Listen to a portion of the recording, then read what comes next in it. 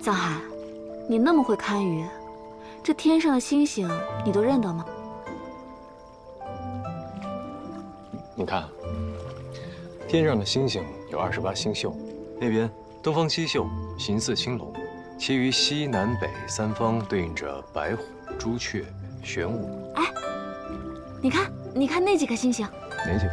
那几颗，像不像是一个撅着的小嘴？小嘴？不像啊。有一点点。不过你说的这4颗星呢，叫基宿，旁边是尾宿，它们组成了青龙7宿的龙尾。我觉得不像龙尾。哎，你再看那几颗？哪几颗？啊，像不像是一串脖子上的珠宝？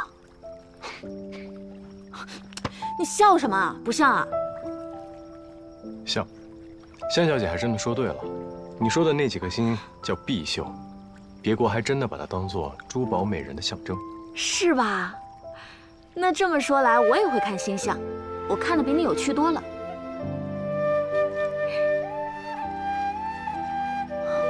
不过你看啊，这串珠宝还有一个主人，是一个哭花脸的女子。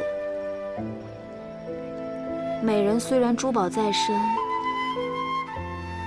但是这满天的星星都是她的泪水。泪水？那她为什么哭了？她应该是一个被远嫁的女子，终其一生都不快乐。她在异乡等啊等，等了一辈子，也没人接她回家。那她远在家乡的亲人一定很思念她。那我就不知道了，也许她的眼泪流干了，她就不再想着回家这件事了。没想到你还挺会编故事的，八公子的戏本不会是你编的吧？这世上文采斐然的人也不止你一个。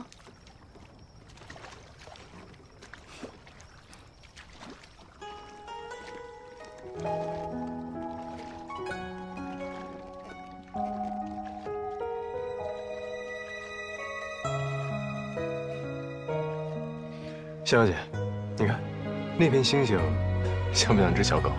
这是头，这是尾巴。头、尾巴，哎，还真像哎！哎，你看，这只小狗还有颗心，但它的心好像个筛子啊。那是因为，因为小狗也哭了，它找不到它的家人。所以眼泪都流进心里了。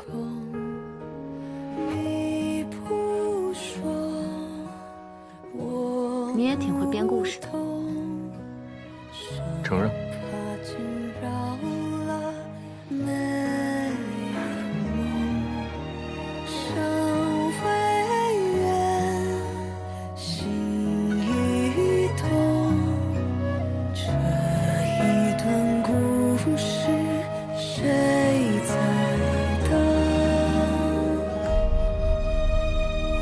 用一份真换今夜星辰，蓦然回首间，已失去众人。聚散终有时，舍不得说出离分。月光赐我这一夜温存。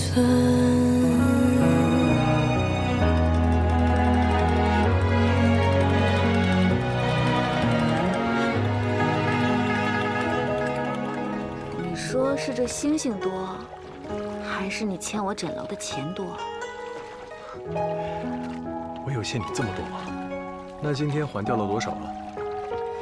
今天你坐的是我的船，喝的是我的酒，不应该是再欠一分？多谢阁下，救我一门妇孺。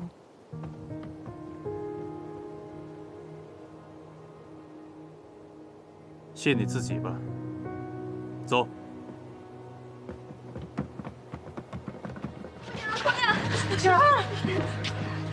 姐姐没事吧？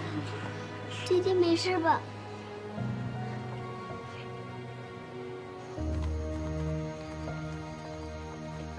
哦，这人死了，线索咱也断。挑几个能干的人，跟李侯、郑虎一起，轮番守在院子周围。今晚的事情，别再给我说第二次。是。什么意思啊？今天晚上咱们当护院是吗？谁让咱老大新江上的人在这儿呢？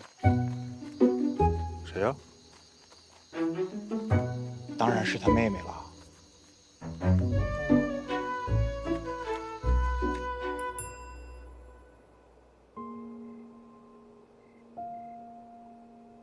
李哥不怕啊，睡一觉，明天就都忘了啊。朵儿，快进去睡觉吧啊！带朵儿去睡觉，孩子们进去睡吧，我们也去睡觉吧，走吧，去吧。这七秀司真是阴魂不散。你说我们都搬到这儿来了，他们一来又闹得鸡飞狗跳的。这是黄鼠狼专咬病鸭子。咱们倒了霉，谁能想到那些茬子呀，抓强盗居然抓到咱们家里来？我觉得这个小傻子好像有点没气，他刚住进来就招来了强盗。那要照秦姨娘这么说，是我比较没气。刚刚抓住的是我，不是邵阳。七秀司拿人肯定施舍隐秘。行了，以后谁也不许提这件事儿。快收拾收拾，都回屋睡吧。我送您回去吧。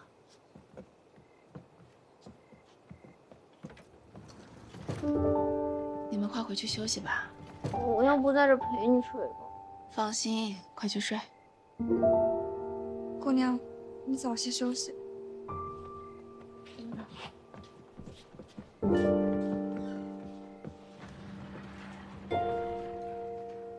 娘，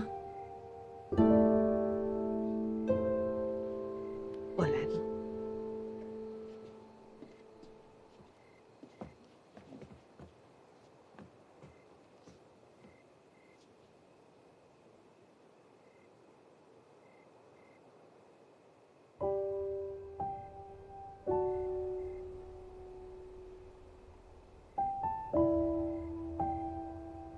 你说这得多疼啊！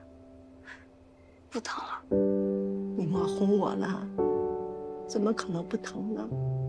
那日我削红果，手上只削了一个米粒大的伤口，就疼到不行。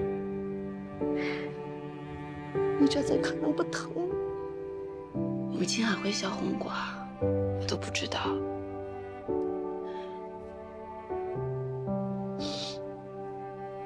这几日没少干活吧，手都糙了。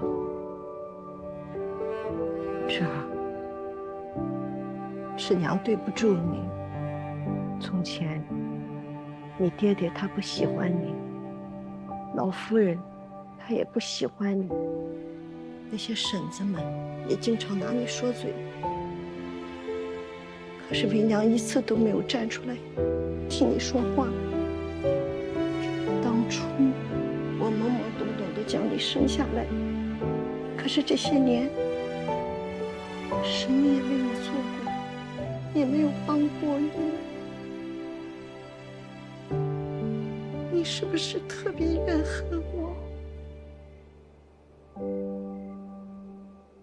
娘，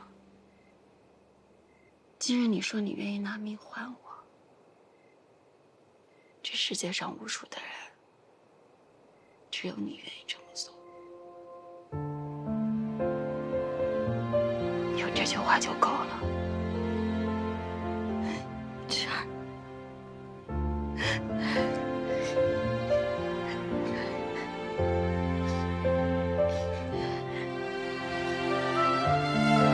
是你太无能了，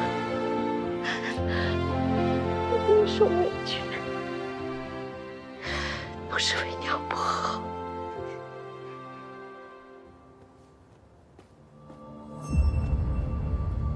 好。从他衣服里搜出来的。此等身手，值这个价。下得起这样本钱的人倒也不多，深情的那个好好审一审，千万别叫他死。是。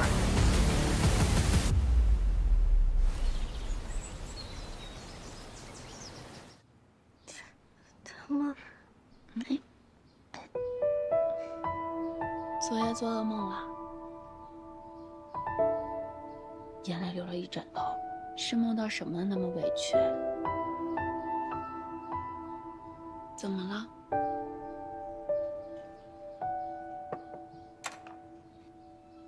二姐姐，以后再有坏人来，我肯定能保护好你的。好，真的，家里人那么多，你不能死。我有我哥，还有你，还有娘。娘，他已经死了，我就只有我哥和你了。放心，我知道芍药会保护好我的，我和哥哥呢也一定会保护好芍药的。哎，姐姐，我好想问你，我昨天看你娘和你的时候，我就好想。我不能跟我哥说，我跟我哥说，他也会难过。那以后芍药想娘娘就跟姐姐说，我不会告诉哥哥的。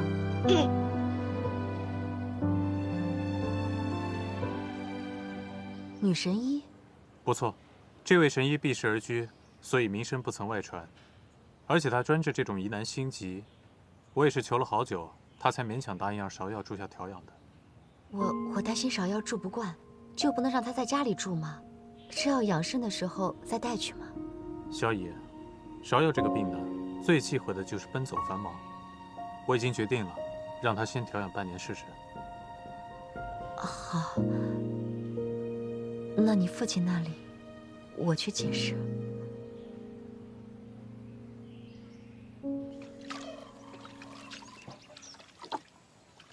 讨厌那些跟屁虫，这都挤到杨柳巷来学咱们带花灯卖果子，想想我就来气。哦，夏，你讨打是不是？你小心水溅姑娘脖子上。这有什么好气的？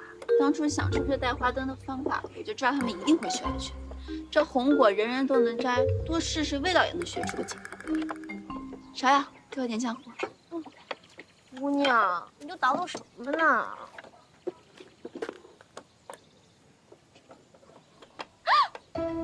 你把连根山海经给撕了！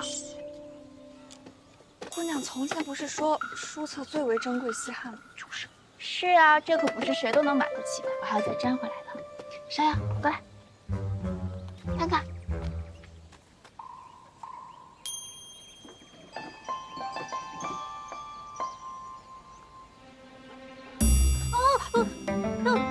它动了。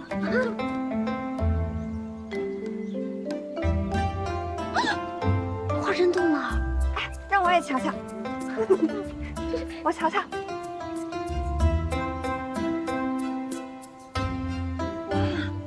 我也想看。哎，姑娘，这是不是就跟之前那个什么走马灯差不多？就你聪明。姑娘真厉害。不过姑娘身上还有伤，做着变戏法的木香，倒也不嫌累。他那是难得乐在其中。自打离开府里，他就再也没有做过这些稀奇古怪的玩意儿。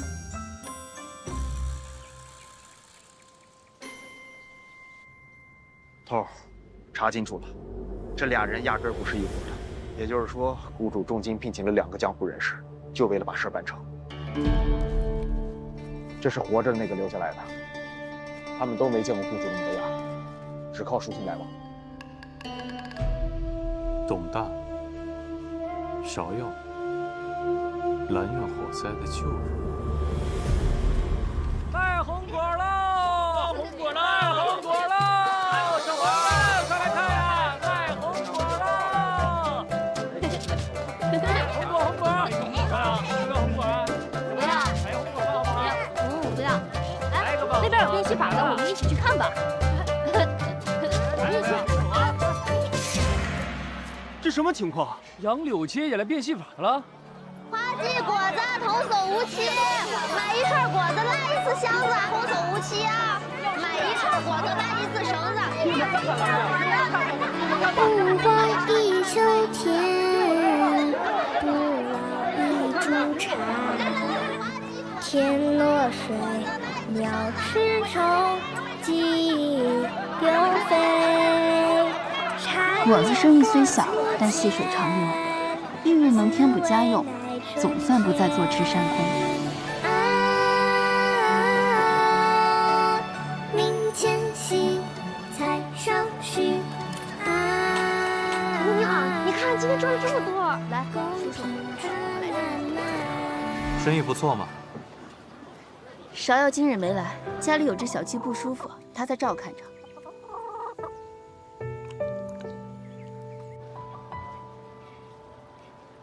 我这几日脖子不太舒服，不能见风。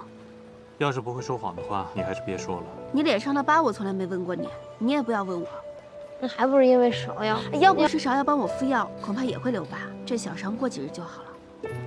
对了，你那日给我的瑞和楼的点心我带回去了，但是我觉得和福东做的也差不了多少。你说人们怎么愿意花几百钱去瑞和楼买点心呢？脖子都这样了，你还想这些？我又不靠脖子想事情。皇都的有钱人多如牛毛，跟风的也多。不管瑞和楼里卖什么，他们都会买。跟我想到一块儿去了。怎么，杨柳街不够你待了？不进则退啊！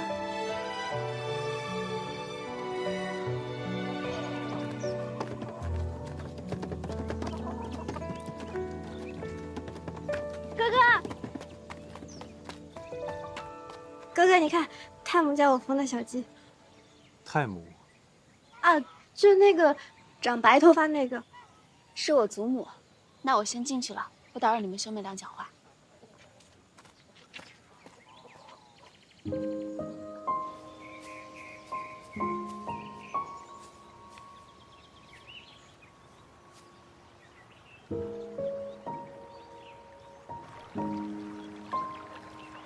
芍药，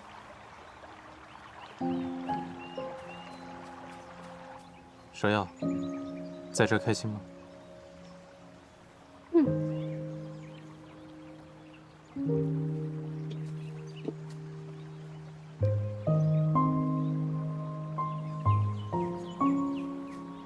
我想让哥哥也这么开心。哥哥，你为什么不过来跟我们一起住？以后我每天都来看你。也来看花姐姐，她很喜欢你。你听谁说的？你们俩在一起的时候她就很开心，因为她喜欢你，就像我喜欢你一样。她也很喜欢我。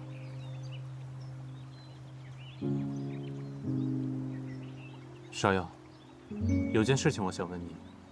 王府里有个叫董大的仆人，你知道吗？他来找我说话过。他跟你说什么？很多挺奇怪的。他说我娘死的时候，什么人来什么的。那你怎么跟他说的？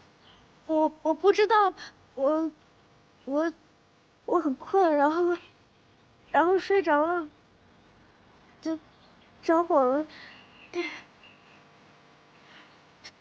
他听不出，他问不出，他走了。今天我问你的问题，不要告诉任何人，包括你花姐姐。又是这样啊。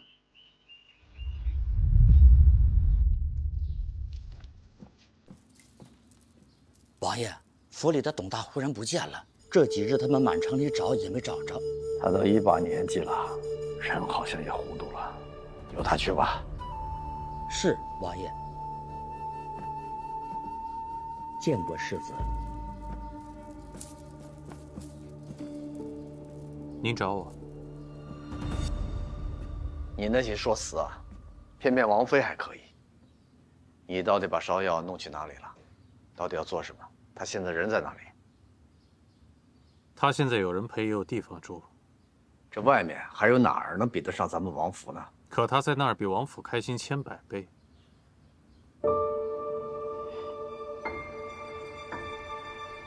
是啊，我这个做父亲的，是对他不起，还不如你这个做哥哥的。如果芍药离开王府，能够把以前的事情都忘掉，也不失为一件好事。妍希啊，他与你亲近，以前的事情，有没有对你提起过？当时芍药还太小，什么都不记得。也许忘记，对他来讲是件好事情。这孩子实在是命运多舛啊。过去的事情无法改变，但今后我会保护好他，不会让人动他分毫的。好孩子，父亲放心，我会照顾好他。这件事情呢，我也会替你瞒着你萧逸的，你也放心。多谢父亲。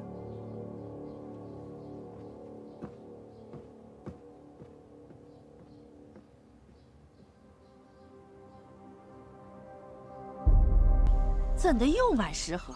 还一买就是200个，还有什么金纸银纸，都采买来干什么呀？不写清楚，别想在我这儿领走一个大子儿。哎呀，不是我说呀，吃亏得长教训。你呀，该好好的跟你们家姑娘说说，如今有一些余钱，赶紧去聘请一些护院是正经啊。三夫人，哎呀，这就是我的不是了，没有事先同三婶说清楚。你又要折腾什么呀？三婶，我要让他们自己来找我们送钱。不行，你就相信我一次，我已经做好局了。好吧，你且试试，但只能1个月，不然再多就兜不住了。那至少半年，3个月，真的不能再多了。多谢三婶子。你这丫头可真行。有伤在身，你就好好养着，感情躺在床上还琢磨着挣钱呢。报夏、陈露，这1个月时间里，你们就负责记录这云来酒楼的来往人数。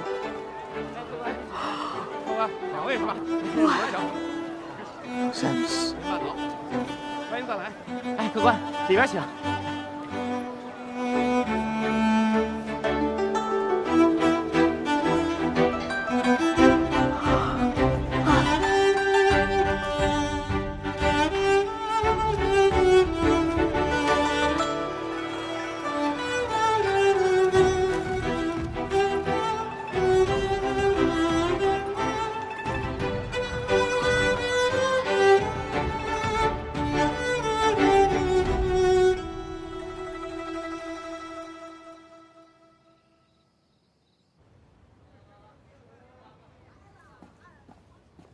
叫大姑娘久等了。白掌柜，不知何日会临？花家新出了几样点心，想请白掌柜品鉴一下。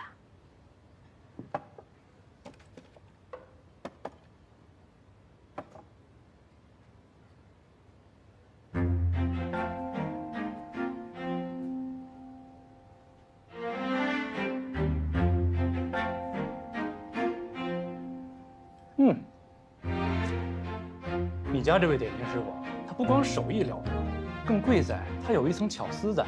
不知何处聘来的高人？我家这位师傅呀，主要贵在用心。先前是明珠蒙尘，不得施展。啊，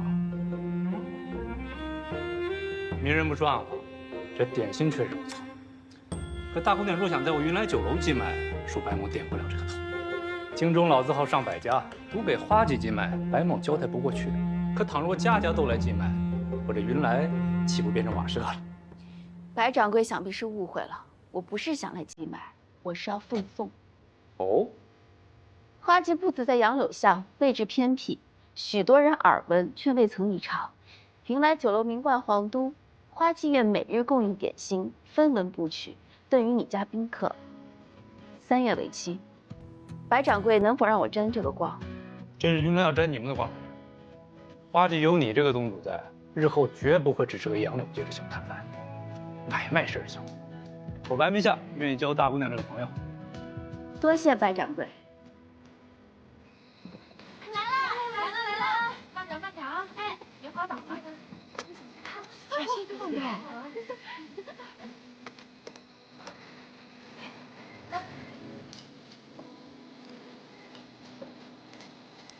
小心啊，小心！来来，坐下。来，小心。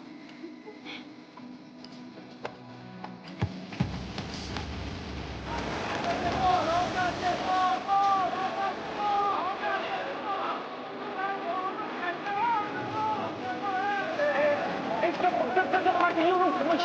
您老是不知道啊，这帮闲汉都是花鸡部的，每天一大早呢就给各家酒楼送吃的，一路吆喝的。这你吃过？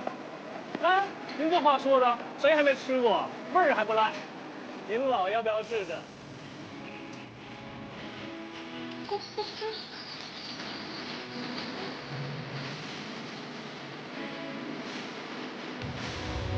他的城市不回家的脚步，蜿蜒撑散了星河。他的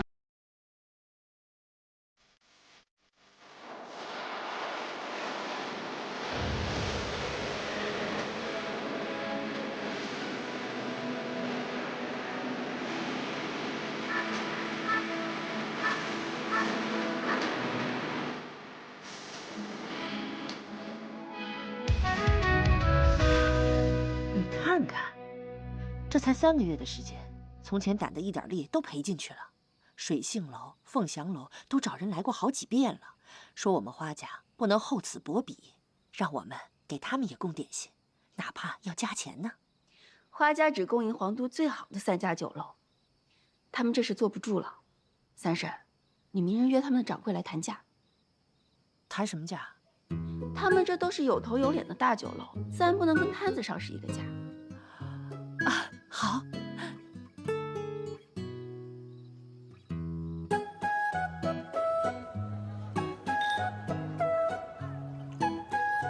花大姑娘不必开尊口，我也知道你为何而来。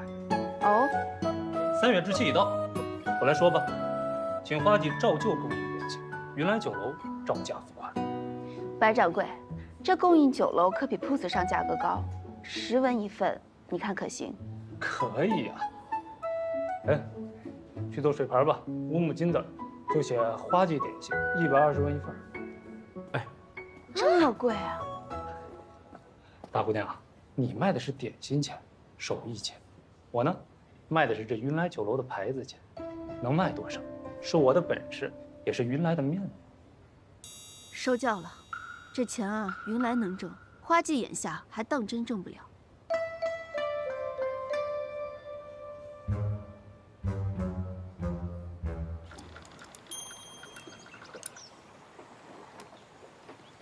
算什么呢？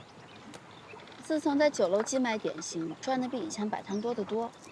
但是光靠这些酒楼，终究不是长久之计。所以等攒够了钱，我要让花家有自己的铺面，真正在皇都立稳脚跟。你见多识广，怎么不说句话？你心里必定是已经有答案了，又何必问我呢？那除了你，我也不知道能问谁了。母亲他们不懂，三婶只会泼冷水。那你怎么知道我不会泼你冷水？你敢？你要是真想好了，就去做，我相信你。哥哥，花姐姐，啊，太母给我做的，她教了我，还给我编了辫子。那你学会没有？没，但学2天就会了。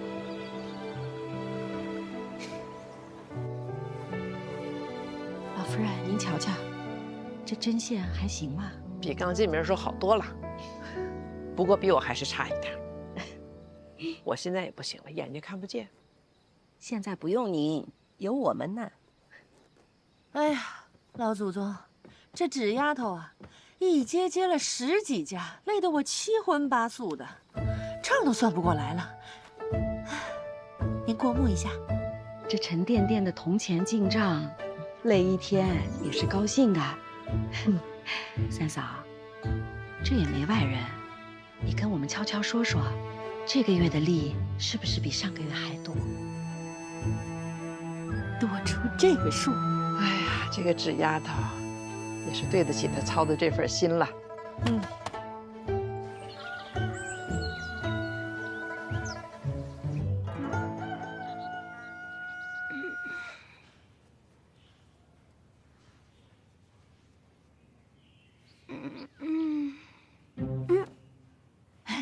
李哥，李哥，该起床洗脸了。快点啊，一会儿还得背书呢。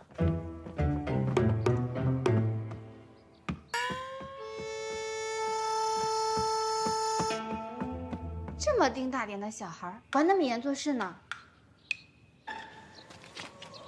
怎么了，林哥？你不想喝鸭汤了？不想，不喝。你不喝我还喝呢，给我。不给你。不是你不喝，大家还喝呢。我养的鸭子，我凭什么不能喝？你给我，林哥，你别碰人，你顾不上你，给我，大家还喝呢。哎呀，别跑，儿子，你看他呀。天落水，鸟吃虫，鸡丢飞，茶叶或粗浅，滋味乃春天。啊，明前夕，菜上须。啊，公平春烂漫。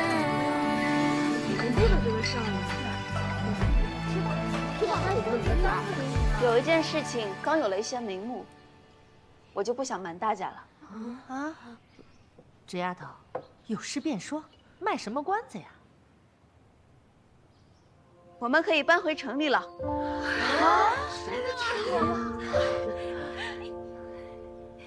太好了！咱搬到哪儿去啊？这半年来的进项可以回城里租一个宅子，虽然比不上原先府里那么大，刚好住得下。房子你看好了吗？都看好了。这些攒下来的款子，如果不租一所院子，也可以开一间铺子。只不过，如果先办一项事情，另一项就要缓个半年左右。我想着这些钱是大家齐心赚来的，少不了大家一起商量。哎呦，依我看，还是赶紧搬回城里要紧。这荒郊野外的，哪能久住啊？不说别的，就说上一次那个歹人闯进咱们的庄子，哎呦，你说在城里，哪能出这档子事儿啊？是，三嫂说的是对的。现在我想起那件事情，还吓得这心砰砰跳。是，三夫人说的是，那要是再缓半年的话，就立秋了。那孩子们，老夫人总不能挨冻吧？好婶子，咱们现在的钱哪能住得起高墙深院啊？哎呀，罢了，矮墙浅院也能住，只要是比这里多出几间正经的房舍，还有呢，再雇几个护院，这样就好安心住下了。是啊，到那个时候，玉娘的孩子也落地了，就有新房子住了。好，那既然大家这么说，那咱们就这么定。呀，我的姑奶奶，你就别慢条斯理的，宅子赶紧定，护院呢也要赶紧请。这就去跟我付定金，这挑好的宅子呀，可不等你。煮熟的鸭子，别让它飞走了。走。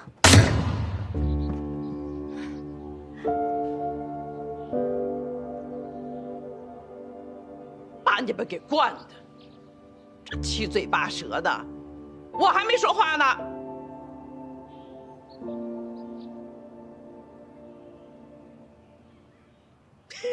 搬。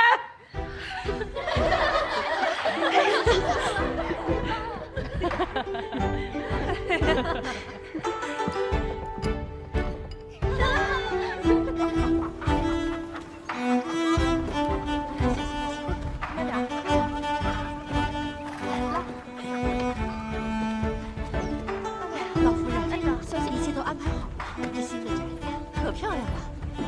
好，一会儿都煮熟到了，进了城声量都低一些，别吵吵嚷嚷的，免得遭嫉妒。是。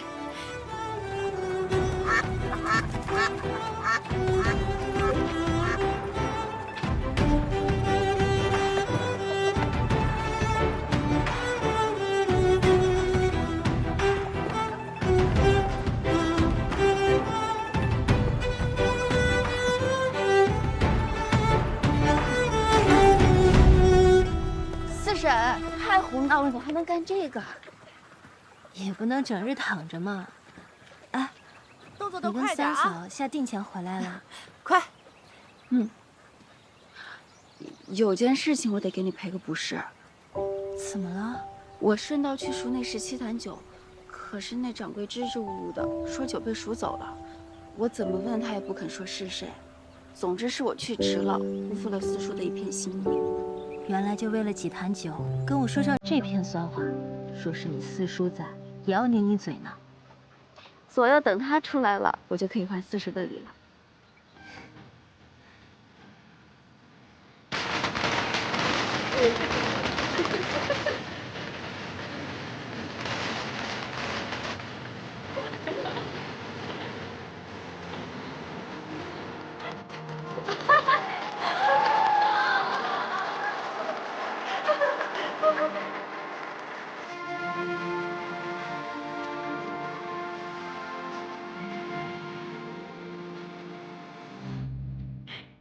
这宅子齐整倒是齐整，就是不够气派，还不如咱家原先一个戏台子呢。哎，净说胡话，这戏台子哪有这么大？是不是？罢了罢了，如今也不计较那么多了。老夫人自然是住东院的正房，那间最大最敞亮。珍贵，去给李哥找一间向阳的屋子。去，陈露，你也赶紧去给芷儿收拾一间房，收拾好了再来收拾我们。娘，我想住个离花园近的地方，可以出来溜达。林姐姐，你呢？我想住一个靠水的安静的地儿。那我们去啊。都站住！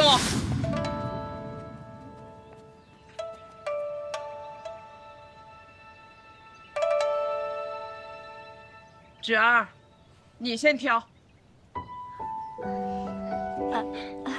该的，该的。你先挑间屋子。世凡人忙，若住的不舒坦，要睡不好觉的。婶子、妹妹们都挑完了吗？哎呀，纸丫头，你不用管我们，你就敞开了挑。便是住到我们头上，我们也没有半句怨言。三嫂，越说越没正形了。纸丫头，你可要好好的顾惜自己，只有你好了，咱们家才会越来越好。对了，给老钟单拨一间房子，人上了年纪要住的舒坦，这些日子多亏了他了。是。太母，那我呢？我住哪？你呀，在我旁边就选一间就行了，平日里省得你东奔西颠的。没事了，上我房里来陪老太太说会儿话。玉娘呢？啊，再挑一间暖和向阳的房子，让玉娘踏踏实实的住着。多谢老夫人了。唧唧挨挨的住了这么长时间，又忙又累，也没什么可吃的，这可怜劲儿的，一句怨言都没有。如今日子又好了，老夫人还说这些做什么？回想起来，大家挤在一个屋檐下睡了那么久，倒也亲热得很。要是玉儿还想念那样的过法，有什么难的？等明年避暑的时候，再回去紫黄居。到了明年就派辆马车把三嫂一个人给送过去。我看行不行，我才不要去，玉儿去，玉儿去。赶紧收拾吧，走吧，走吧，走了，走了，走了，走。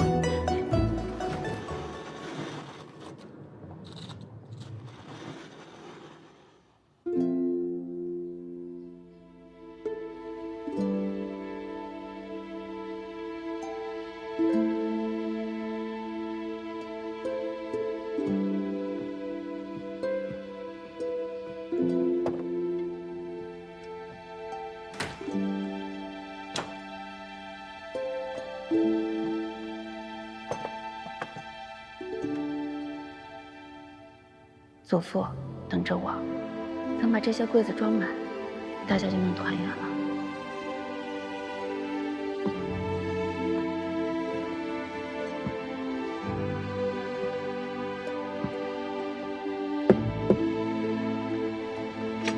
祖母，你怎么没去休息啊？哎呀，睡不下，这年纪大了，想起什么事儿必定马上说，不然就怕忘了。你是不是觉得我们家最苦的日子已经都过去了？人呐，在最绝望的时候，什么恩怨都可以放在一边儿。可一旦吃好了、穿好了、再住好了，七七八八的事儿又翻江出来。所以说，顺水行舟未必比逆水容易。从现在起，才是我们最难的日子。往后，你要更辛苦了。孙女不觉得辛苦啊，以前在宅子里待着，总觉得没有劲、无聊，那是因为日子不是自己在过，身不由己。如今虽然事事操心，事事都要自己管着，我倒觉得每天都很新奇，充满了干劲。事情一件一件做呀，也总能做完的。啊，那这么多事情，你要先做什么呀？我想着现在宅子也搬回来了，我想让柏林部里他们继续去读书。我拜访了最好的私塾，让他们先去试一试。那为什么是这件？这宅子没了可以再买，钱没了也可以再赚，这些都是身外之物。可是画家的家学文脉要传承下去，这些都是钱财买不到的。柏林玻璃他们不能断，我也不能让他们断在我这儿。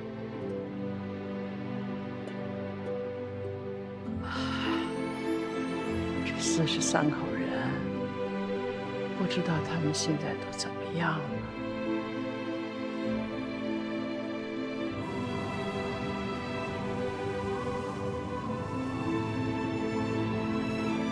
饼子，新出炉的饼子，快来看看吧！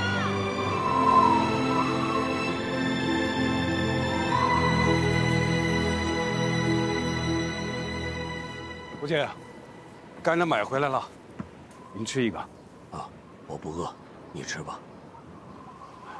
福姐，我从来不知您还会这手艺啊！你们这些小子，从来没过过穷日子。我像平阳那么大的时候，白日里去乡学偷听，晚上在家里啊，帮做麻绳，做满了一筐，就背去城里卖，卖了钱，买几个热腾腾的饼子回来。那是我认识你母亲之后，有一回，她约我去城外游春，她的手帕里带着2个饼子，我才知道啊，原来有钱人吃的饼，里面夹着羊肉的。她看着我那个傻样子，笑了好久好久。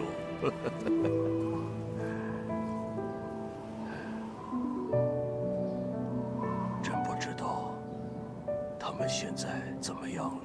爹，你就别担心他们了，有娘和侄儿在，他们肯定过得比咱们好，好歹窗户不漏风嘛。大哥，给我扔个饼子呗，我饿了。想吃啊？自己买去。大哥，我这忙了一天了，快！老大，来接着。好。